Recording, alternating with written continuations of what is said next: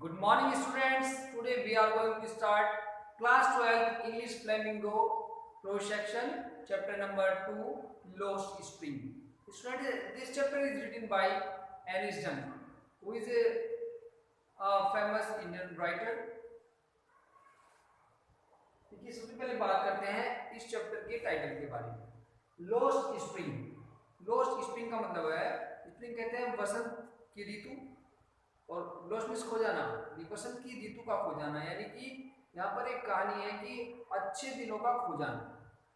और ये कहानी है स्टोरीज ऑफ स्टोलन चाइल्डहुड की, यानी कि ये कहानी है खोए हुए बचपन के बारे में बताया गया है कि ये कहानी दो बच्चों के बारे में बताई, अलग अलग कहानी बताई गई है।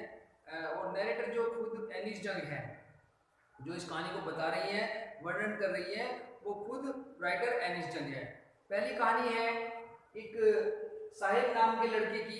देख रहे हो आप, जो एक रेंट पिकर है, जो सीमापुरी दिल्ली में रहता है, क्योंकि वहाँ पर सबसे ज़्यादा वहाँ पे झुग्गी झोपड़ी रहती है, इस्लाम एरिया है, तो वहाँ पर ये रहता है, रेंट पिकिंग करता है।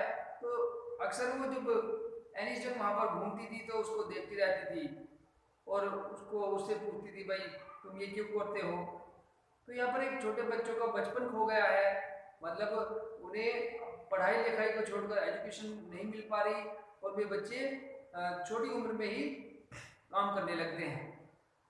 तो उस बारे में बताया गया है। दूसरी कहानी है कि इसी चैप्टर में मुकेश नाम के एक लड़के की है, जो फिरोजाबाद में रहता है, और वो चूड़ी का यानी बैंगल वर्क करता है। छोटी उम्र में वो भी एक बैंगल का काम करता है। उसके पेरेंट्स जो थे और उनके एंसेस्टर थे, बहुत दिनों से इसी वर्क में, फिरोजाबाद जो फेमस है चूड़ियों के लिए, उसी काम में लगे हुए थे। तो लेकिन वो उसको पसंद नहीं है और वो उससे हटकर कुछ नया कुछ करना चाहता है, और मुकेश एक मोटर मैकेनिक बनना चाहता है बड़ा होकर।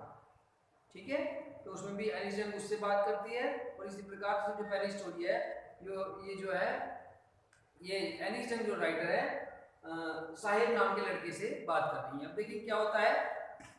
तो जब एक दिन साहिब उसको एनिस जंग को मिलता है, तो वो एनिस जंग पूछती है साहिब से कि why do you do this, कि तुम इस काम को क्यों करते हो। देखिए ये दे रहा है, बोरी दे रहा है, कूड़ा कचरा डाले हुए हैं, गार्बेज में से इकट्ठा किया हुआ है, गार्बेज इकट्ठा किया है इसमें, कि why do you do this, तुम इस काम को क्यों करते हो।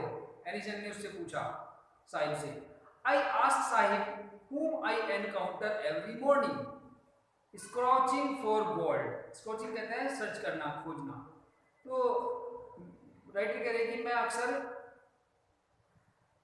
मैंने उससे साहिब से पूछा, जो मुझे सुबह सुबह गोल्ड का मतलब है जो महत्वपूर्ण चीजें खोजता हुआ दिखाई देता था कूड़े के ढेर में। In the garbage dumps of my neighbourhood, जो मेरे पास पड़ोस के कूड़े के ढेर में वो कुछ खोजता रहता था, उसको बहुमूल्य चीज को गोल्ड कहा गया है यहाँ पर। Sahib left his home long ago, यानी साहिब ने काफी वर्षों पहले अपना जो रियल नेट स्थान था जहाँ रहते थे, वो ढाका में, बांग्लादेश में रहते थे। तो वहां से छोड़कर वे वहां पर आ गए थे, यहाँ पर सीमापुरी दिल्ली में। Set amidst the green field of Dhaka, तो उन्होंने वहां से ढाका में से जो उनके खेत भी थे हरे हरे, उनको भी छोड़ के आ गए थे। वे क्यों छोड़ के आ गए थे, यहाँ पर इधर बताया गया, his home is not even a distance memory, यानी वो तो बहुत छोटा था, उसको तो याद भी नहीं है ये बातें, सिर्फ उसकी माताजी बताया करती थी कि हमारा ढाका में, बांग्लादेश में मकान था। There were many storms that swept away their fields, यानी बहुत तेज, काफी समय पहले बहुत तेज तूफान आए थे, जिससे क्या हुआ कि उनके जो खेत थे, खलियान थे, सब नष्ट हो गए थे, घर भी उनका तबाह हो गया था। किस मदर टेल से, उसकी माता उसको बताती है साहिब को। दैट्स व्हाई दे लेफ्ट, तो यही कारण है जब, क्योंकि वे बांग्लादेश से, इसलिए ढाका से यहाँ पर सीमापुरी दिल्ली में आकर रहने लगे थे। Looking for gold in the big city where he now lives, और जब अब वहाँ पर सीमापुरी में रहते हैं तो वो मतलब उन्हें महत्वपूर्ण जो भी चीज़ें हैं कूड़े के ढेर में जो भी चीज मिल जाए, जिससे वे उसको बेचकर अपना जीवन का गुजारा कर सके। गोल्ड से मतलब यहाँ सोना नहीं है, इसका मतलब है कि कीमती चीज़ें कुछ भी जो कूड़े के ढेर से मिल जाए, जिसे बेचकर वे अपना जीवन यापन कर सके। I have nothing else to do, तो साहिब ने कहा कि मेरे पास करने के लिए कुछ भी नहीं है, एनिसन को कहा। ही मटर्स, वो धीरे धीरे बुदबुदा बोला, वो लुकिंग अवे, और उसको देखता हुआ। तो एनिसन ने उससे कहा कि गो टू स्कूल, कि तुम स्कूल जाओ, क्यों नहीं जाते तुम स्कूल में? आई से ग्लीवली, यानी मैंने उससे कहा, एनिसन कह रही है, realising immediately how hollow the advice must sound, hollow means खोखली, यानी राइटर कह रही है कि मैं जानती थी कि जो मेरी एडवाइस है, मैं उसको सलाह दे रही हूँ कि वो कितनी खोखली है, कि भाई उसकी जब कंडीशन ही है तो वो नहीं जा सकता। मैंने पूछ ही लिया उससे। There is no school in my neighbourhood, neighbourhood कहते हैं पड़ोस। तो साहिब ने कहा कि मेरे पड़ोस में कोई भी स्कूल नहीं है। When they build one I will go, कि जब वे बनवा देंगे, जो पड़ोसी जो है या कोई भी वहाँ पर स्कूल बनवा देंगे तो मैं चला जाऊँगा स्कूल में पढ़ने के लिए।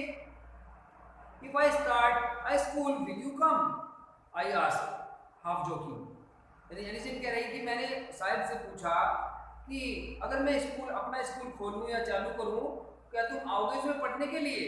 यानी मैंने हंसी मजाक में ही, हाफ जोकिंग, आधे मजाक में ही मैंने उसको कह दिया, एनिसन कह रही है साहिब को कहा। यस ही सेज, तो साहिब कहता कि हाँ मैं आऊँगा, अगर आप स्कूल खोलोगे, नया स्कूल बनाओगी तो मैं पढ़ने के लिए आऊँगा। स्माइलिंग ब्रॉडली, यानी बहुत तेजी के साथ में वो मुस्कुराकर उसने कहा।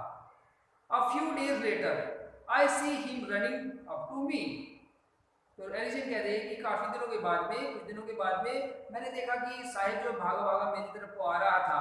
जब मुझे फिर अगली बार वो मुझसे मिला तो उसने कहा कि इज़ योर स्कूल रेडी, तो साहिब ने एलिसन से पूछा कि जो तुम वादा कर रही थी कि तुम्हारा स्कूल में तुम स्कूल बनवाओगी तो तुम पढ़ने के लिए आ जाना, क्या तुम्हारा स्कूल रेडी हो गया है, तुमने बनवा लिया है?